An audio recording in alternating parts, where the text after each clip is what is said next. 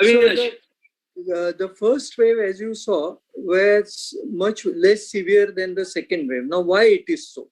Sometime in October last year, we picked up this double mutant strain, but we didn't know the strength of it.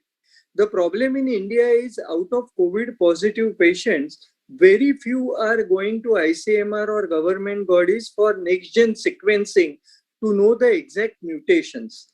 Now, people are reading about double mutations, and double mutations are not prone to anti-vaccine therapy. Means even if you have taken vaccine, they are saying the double mutations don't protect. Now, what is the truth behind it? Now, most of the vaccines are directed towards the spike protein, which is there on the virus surface and which allows the entry into the cell by attaching to what is called as a receptor binding domain. Now, antibodies generated by vaccine are directed against a particular type of spike protein.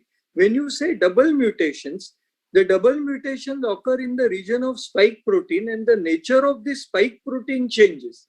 So the antibodies which were specifically produced against earlier spike protein may work only partially against the new spike proteins which have mutated.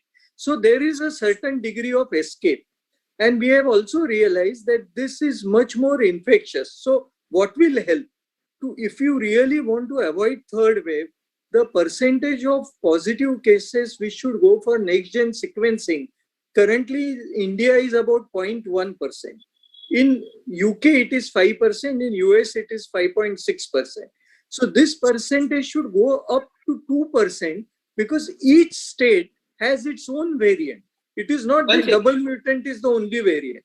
Avinash, lay people are listening. Can you tell them what is sequencing, if you can tell them in layman's terms? So, next-gen sequencing is a machine in which you can identify the alterations in viral genome. A virus, we generally, when we do a COVID test, we identify 3 regions on any virus. These are called genes. There is something called as RDRP gene, something called as ORF gene, something called as N gene. So the test detects it. Now so what is the third wave? Yeah, the third wave is if you have vaccination program which is ongoing, then the third wave will be much, much lesser.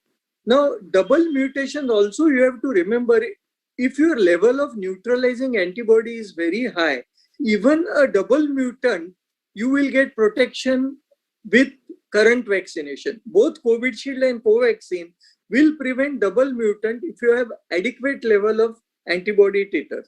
But the ability to fight this double mutant will be less than their ability to fight the earlier corona, which was the original.